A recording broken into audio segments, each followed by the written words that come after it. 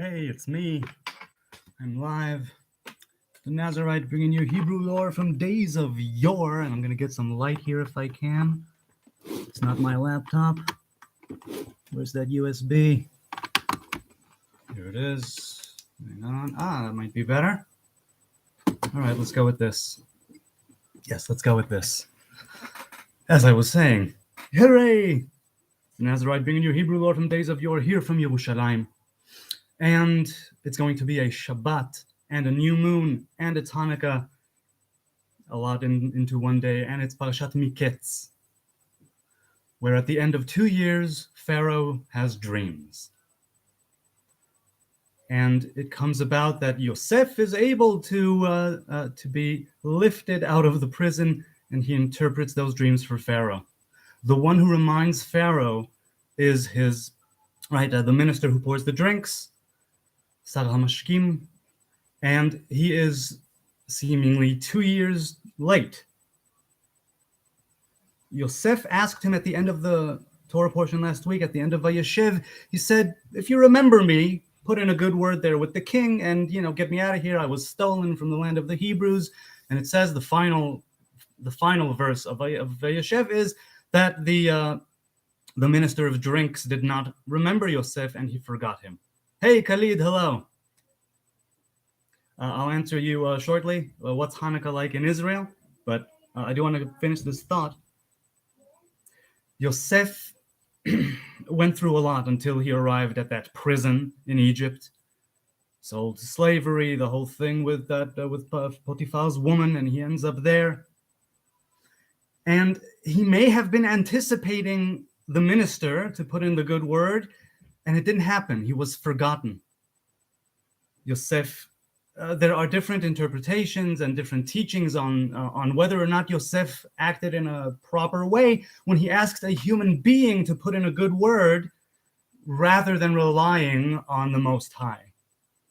The Midrash and they're different, like I said, different teachings. Most of them, from what I know, which isn't much, but more to the negative, where he should have put his faith in the Lord and not in the minister, right? The Sar HaMashkim.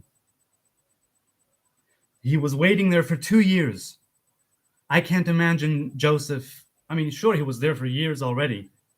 And then another 2 years of just waiting. Did he put his faith in the wrong person? Not ultimately. Because after 2 years, Paro has these dreams. And then when he tells them to his wise men, right, and they say, we don't know. And Sar HaMashkim, the minister, he says, 2 years ago, that happened, right, with the baker and myself. You killed him, and you brought me back to do my duties. And with us there in prison was a Hebrew man, or a boy, a young man. He calls him salvation, right, starts to bud. That lotus analogy of the thing that is underground and rooted. And then only after a very long time, it starts to shoot up. And when it does start to shoot up, it goes really high, really fast, right? That lotus flower. Yosef's story as an analogy of the way that we sometimes look at reality or don't. Even when salvation, let's say, does arrive, and I mean that in a very general sense, it's not always the way that you think it will. You put your faith in someone and they don't come through. You wait for 2 years, still in a prison.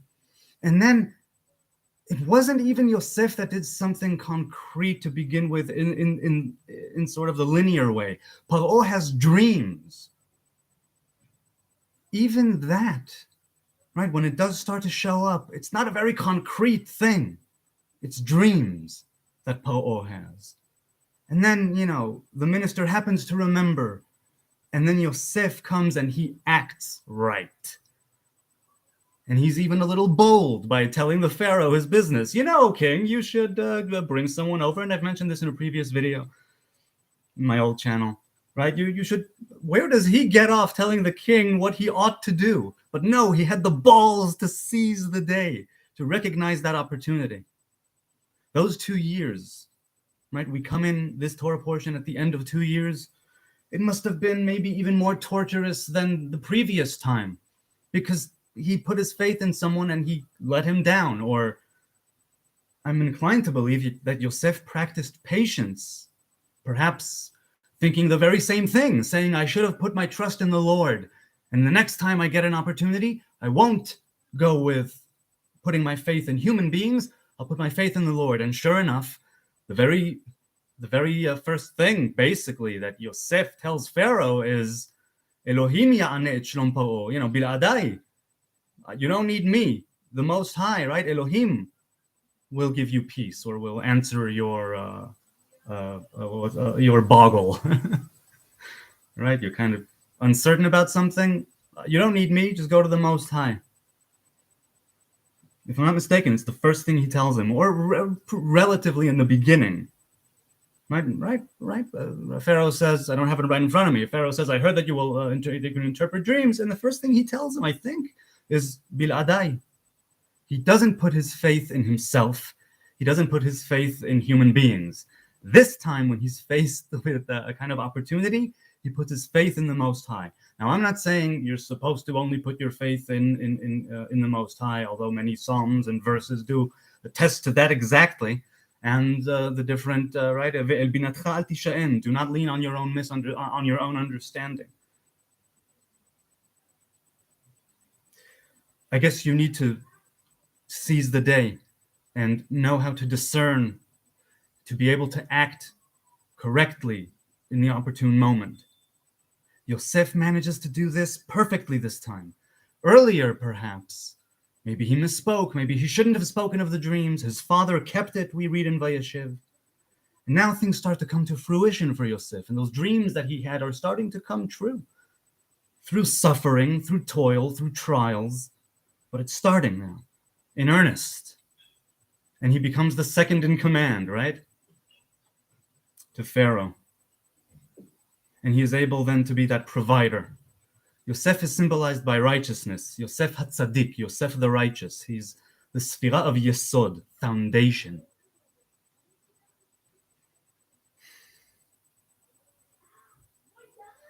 In this Shabbat Hanukkah, I haven't spoken much about Hanukkah, but I'm just going to mention it quickly now. It was the last kingdom of Hebrews that was the kingdom of Hashmonai, of the house of Hashmonai, which came to power during Hanukkah. And the victory over that Hellenistic vibration that was infiltrating. They wanted, it was a civil war. We wanted to remain Hebrews. The ones who were more on the Hellenistic side, the kingdom became of Hashmonai. It was the last Hebrew kingdom. And many people, and myself to some degree, we are awaiting that third kingdom. We are, some say, living this third kingdom, albeit in a different kind of structure. But I digress. We're waiting for some kind of salvation as individuals, as a people, as a human race. And even when it does arrive, it will require such discernment and such patience, I think. Or at least for us human beings, we have the potential to bring it about in a certain way by acting with righteousness, by being a foundation. First ourselves and then those around us. To be righteous, to be like Yosef, to learn from our mistakes, to say the right thing at the right time, and to have the balls, to have a bit of audacity, a bit of what's called azut de kedusha, a sacred boldness or rashness. To seize the day. Yosef was able to do it. I'm sure he learned a lot in the Egyptian prison. And when he came before Pharaoh, he took this opportunity. And he was able to provide, not just for himself, not just for the Pharaoh, but for nations all around, starving from famine, not to mention his own kin and his close family. If we act with righteousness, with patience, if we learn from our mistakes and are able to do the right thing at the right time, wondrous things can happen, not just for us, but for everyone around us. And recently I was listening to some Jordan Peterson this week, as I do every week. And one of the things he said briefly is, you want to have an adventure? You want to have a meaningful life? You want a life that's exciting? Tell the truth. You'll have an adventure like you wouldn't believe. Right? That's one of his rules in 12 Rules for Life. Tell the truth, or at least don't lie. And with this, I think I'm going to say goodbye. Salvation starts with us. with each and every one of us. It can come in the shape of war and failure, victory, and then more failure. The house of Hashmonai stood just a bit more than 200 years, and then along came Rome and did its thing, and we have been without a kingdom and without a temple since, but we persevere, and the Hebrew people are able to come back to Zion, and still so many trials and tribulations and uncertainties, yes, but we're building something here together, and it's amazing, I think. Not without its faults, issues, problems, concerns, but amazing. And so in the spirit of Shabbat Hanukkah and a new moon, may it be a time of rejuvenation, not just for me, not just for us here in this home, in this town, in this city, but for all mankind, for all human beings. May we learn to be more like Yosef. All right, so Khalid says, what's Hanukkah like in Israel? It's lovely. There's the scent of sufganiyot, of donuts everywhere. Jelly-filled donuts are the one of the holiday, going back to the oil and the miracle of the oil. Yeshua, salvation. Yes, shalom achi. Now, I had a whole video on salvation earlier on in my old channel. Peace be with you.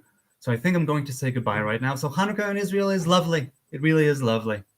I'm happy to experience it. Hanukkah is a disputed holiday. It's the only one not in the Bible. It does appear in the Torah Sheba'al Peh, the oral traditions. And we do say, Asher kiddishanu b'mitzvotav etzivanu. It's counted as one of the 613 commandments to light Ner Hanukkah. But it doesn't appear in the Bible. It's part of that mindset and mode of being where it's not the word of God, of the Chamisha Chumshei Torah, of the 5 books of Moses, and it's not the spirit of prophecy, and it's not Ruach HaKodesh, right? The Torah, Nevi'im, Ketuvim, Tanakh, Bible, is derived from those things. Let's say that revelation of the word of God, spirit of prophecy, and the spirit of sacredness. And for Sefer Maccabim not to be in the Bible, it wasn't canonized because it wasn't so much spiritual and spiritually derived as it was historic, significant historically and traditionally, and certainly in rabbinic tradition, because the rabbinic holiday, right, Hanukkah. But it's not in the Bible. It's a different vibration. And even if you say it's a mere technicality, it should have been, it could have been, it is canonized in other Bibles and Christianity, okay, but just for the sake of saying this, Hanukkah is a different thing. Hanukkah was commemorated because it echoes this thing which is outside of antiquity as far as the Bible is concerned. It's a new vibration. It's the house of Hashmonai deciding we are going to go with our truth. We want to stay Hebrew people, learn Torah, keep Shabbos, circumcise our males. We want to keep doing this. It's significant to us. And we're going to rebel. And we're going to do what we can and put our faith in the Lord. And Yehuda Maccabi in his speeches and pep talks before going into battle, he says this, and he mentions, right, our ancestors, our forefathers. So Hanukkah here, I'm walking among prophecy here in Yerushalayim. Literally, right? That in Jerusalem there will sit old men and women and children in the streets, and people will be so old and coming in age that, or advanced in age, that they will be leaning on sticks. This is, which prophet is it? Is it, I don't remember the name, it escapes me. One of the Treyasar, I think. Point is, it's lovely. It really is. So even though it's a rabbinic holiday that some say is not to be celebrated, conceptually speaking and spiritually speaking, you could say it was a holy war. And you could say that the very concept of holy war is self-contradicting. I'm not going to open that up right now. I only have a limited amount of time here, more things to do before the Sabbath. And incidentally, I'm so glad to be here with you. Truly. I appreciate your time, your kind attention. It means so much to me. And your engagement here in the chat. So even though that some people say that Hanukkah is something that's based in all the wrong things and that it shouldn't be celebrated, observed, commemorated, and that it shouldn't have been made into one of the 613 commandments, and there's an idea here that is more inclusive than it is dividing, or I don't know. I don't know. Look, maybe I'm reaching for things that aren't really there, because technically speaking, traditionally and historically speaking, it was a civil war going on here between the Hellenistic Hebrews and the Jews and the Orthodox Jews, as it were. I know no, they weren't Orthodox Jews, but you know what I mean. Those who were leaning more towards the Hellenistic things, the Mityavnim, and the others. And it was, like I said, battle, failure, people dying. War is not a good thing. Is war in the name of God justified? All of that. I'm not going to get into it now. I have in previous videos, but now I can't. I'll just say that right now, what's done is done, and that is history. What is it that I can take into my heart, into my mind, and how I live? What is it that I can take from Hanukkah? Right? So fight the good fight. Be the light. Be a soul rebel. Rebel against things that you find to be unjust. Stand firm. You will find others doing the same if you do it. You know, with all due caution and consideration, you need to stand up for what you believe in, as dangerous as that can be. Because what do you know? Try to cultivate, I think Hanukkah is inviting us to cultivate the kind of life and being that will justify that. That when you stand up for something, it means that you have made the inquiries inside and outside, and you've arrived at this, and it's not just frivolous or on a whim or I don't know what. It's not, and that's what the Maccabim did. When the king's messenger, when King Antiochus, when his messenger came to their town of Modi'in right outside Yerushalayim, and he said, "This is what they did. This is what he decreed. This is what the king decreed. You must not do this, and you must do this." And Matityahu, if I'm not mistaken, stood up and slew him. He stabbed him, I think, or ran him with a spear. I don't remember, a sword, whatever it was. He killed the guy. He killed the king's messenger. He rebelled. What a thing to do! And that sparked, that great rebellion, and that's what brought about Hanukkah. And Hanukkah, and at the end of it, when they purified the temple and lit the menorah, they celebrated Sukkot, right? The holiday they had recently missed. 8 days, 7 days of Sukkot, 1 day of the 8th day of assembly. And they renewed that covenant in a way that was extra biblical, outside of the Bible, outside of that influence of God, prophecy, and Ruach HaKodesh, spirit of sacredness. And I'm using that loosely, right? But the fact that Sefer Maccabim 1 and 2, are not in the Bible, if not 3 and 4, there may be other reasons, but I see it as a kind of break-off, even if only technically it's broken off of the Bible. And as such, it's treated differently, being one of the Sfarim Chitzonim. There's so much to learn from it. Also, it's one of the only books where Nazarites are mentioned, so I'm all for that. I'm so sorry. I love it that there are people in the chat. Hello, little Andre. Good to see you here. Is anyone else here? Well, I mean, Yodidiao and Khalid were there before, but 3 people watching. I have 2 likes. Toda leya. So it's been almost 20 minutes. It is time for me to say goodbye. I will read this chat, God willing, on Monday. So I'm going to apologize. I love your engagement, but time is ticking away and there's still things to do before sundown. So really, I am sorry. I won't be able to read it right now, but I will read it later. I hope we all have a wonderful new moon. I hope we all have a wonderful Shabbat and a joyous Hanukkah. And all the blah, blah, blah that I just blah, blah, blah'd for the last 19 minutes. It may be just me ranting, but I see a lot in this Shabbat, this Hanukkah, this new moon. Let's take those good energies and try to start new things and start to discern more what it is that we want to do. How is it that we want to behave? And what is worth rebelling for? Here's to you. Shabbat Shalom, Chodesh Tov, Chag Sameach. Much love from Yerushalayim.